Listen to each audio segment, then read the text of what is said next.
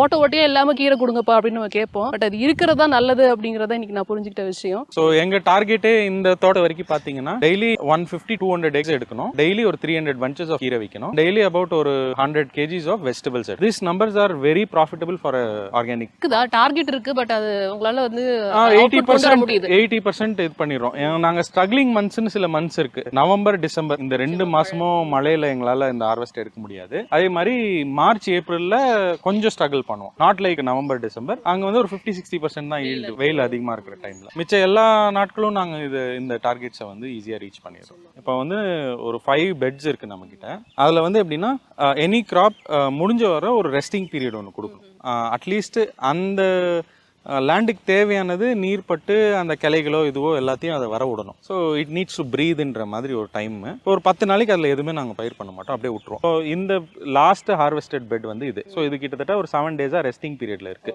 இப்போ கரண்ட் ஹார்வெஸ்ட்ல இந்த பெட் இருக்கு. ஸோ இதில் பார்த்தீங்கன்னா சிவப்பு முளைக்கீரை, சிறுகீரை, அரைக்கீரை அண்ட் அந்த லாஸ்ட்ல முளைக்கீரை இருக்கு. ஸோ இது வந்து இப்போ கரண்ட்லி ஹார்வெஸ்ட்ல இருக்கு. அண்ட் அங்கே வந்து அகைன் அதுவும் இப்போ ரீசெண்டாக ஹார்வெஸ்ட் முடிஞ்சது, அதையும் நான் உங்களுக்கு காட்டிடுறேன். கீரை பறிச்சு காமிக்க முடியுமா எங்களுக்கு? கண்டிப்பா. இப்போ பாத்தீங்கன்னா கீரை பெட்ஸ்ல எக்கச்சக்கமா எரு கிடக்கும், நீங்களே பாத்தீங்கன்னா தெரியும். ஸோ எருவிலேயே வளர்றதுனால டேஸ்ட் ஆஃப் த கீரை இஸ் ஃபேண்டாஸ்டிக்கா இருக்கும். கிராமம் பக்கத்துலாம் வந்துட்டு பயணப்படும் போது வில்லேஜ் பக்கம்லாம் வந்து கோயிலுக்குலாம் சில இடங்கள்ல போவோம். அப்ப அங்க வந்து தோட்டத்துல இருந்து பறிச்சு வந்து காய்கறியில தண்ணி தெளிச்சு விற்பாங்க. பார்க்கும் போதே வந்து ரொம்ப ஃப்ரெஷ்ஷா இருக்கும். ஆக்சுவலா நீங்களுமே பாருங்க, அப்படியே சும்மா புடுங்கினா அவ்வளவுதான். ஓ, அவர் கடகடன்னு எடுத்துட்டாரு. ஓகே, அப்படியே ஹோல்ட் பண்ணுங்க, ஸ்மெல் இட். பா, ஒரு ஃப்ரெஷ்ஷான பொருள் நம்ம கையில் இருக்கும்போது ஒரு பெரிய சந்தோஷம் இருக்கும். அது சமைக்கிறவங்களுக்கு தெரியும்னு நினைக்கிறேன். இருக்கும் இந்த மாதிரி ஒரு பொருளை வாங்கி நம்ம சமைச்சு கொடுக்குறோம் அப்படின்னா அன்றைக்கி வந்துட்டு ஏதோ நல்லது பண்ணிட்டோம் அப்படின்னு வந்து ஒரு பெரிய சாட்டிஸ்ஃபேக்ஷன் இருக்கும். வீட்டில் சமைக்கிற லேடிஸ்க்கு வந்து நல்லாவே தெரிஞ்சிருக்க வாய்ப்பு இருக்குது. அவ்வளோ மனமாக இருக்குது. இது என்ன கீரைன்னு தெரிஞ்சுக்க? சிறுகீரை. ஓகே, இது உடம்புக்கு குளிர்ச்சி. ஜென்ரலாக டாக்டர்ஸ் கிட்ட போனால் கீரை நிறைய சாப்பிடுங்கன்றோம் பிளைனாக, இல்லையா? That's the easiest solution. And நம்ம ட்ரெடிஷனில் தமிழ் மக்கள் நிறையவே கீரை சாப்பிட்ற மக்கள் தான். ஆண்டாண்டு காலமே பார்த்தீங்கன்னா ஈஸியஸ்ட் ஃபுட், சீப்பஸ்ட் ஃபுட்டுன்ற அந்த டேக் அதுக்கு இருக்குது. 15 ரூபாய்க்கு 20 ரூபாய்க்கு கீரை வாங்கிட்டோம்னா ஒரு ஃபேமிலி அன்னைக்கு ஒரு மீல் சாப்பிட்றலான்றது இது.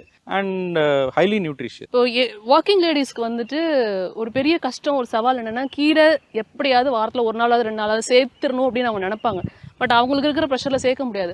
பட் செய்கிற அன்னைக்கு, அந்த கீரையை செய்கிற அன்னைக்கு அப்பா நம்ம கீரை செஞ்சுட்டோம் அன்னைக்கு அப்படின்னு ஒரு சாட்டிஸ்ஃபேக்ஷன் இருக்கும். பட் அந்த கீரையில் ஒன்றுமே இல்லை, வெறுமனே கெமிக்கல் தாங்க இருக்குன்னு நீங்கள் சொன்னப்போ எங்களுக்கு ரொம்ப ஒரு மாதிரி ஆயிடுச்சு. ஸோ இந்த மாதிரி ஒரு கீரை எல்லா இடத்துக்கும் கிடைக்கணும் அப்படிங்கிறது தான் வந்து இந்த நிகழ்ச்சியோட நோக்கம் அப்படின்னு சொல்லலாம். இது எல்லார் கைக்கும் சேரணும்னு நம்புவோம். நாங்கள் வந்து பக்கத்தில் இருக்கோம் அப்படிங்கிறதுனால வாங்கிக்கலாம்னு நினைக்கிறேன். நிறைய பேர் வந்து வாங்குறதுக்கான வாய்ப்பு இருக்குது. அது வந்து சிவப்பு முளைக்கீரை. இது இன்னும் கொஞ்சம் வளரணும். சிவப்பு முளைக்கீரை மட்டும் ஒரு 10 days எக்ஸ்ட்ரா ஆகும். இது மட்டும் ஒரு 40 day கிராப்.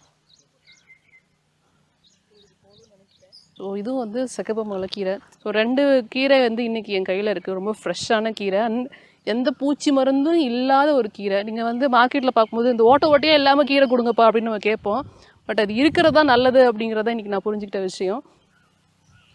ஏன்னா அந்த பூச்சி இருந்து சாப்பிட்டு போயிடுச்சு, ரைட்? அவ்வளோதான். So it is just part taken few leaves from us, அவ்வளோதான். மற்ற வேறு எந்த விதமான கெமிக்கல் இன்சிடென்ட்ஸோ பாய்சனோ அதை விட்டுட்டு போகல.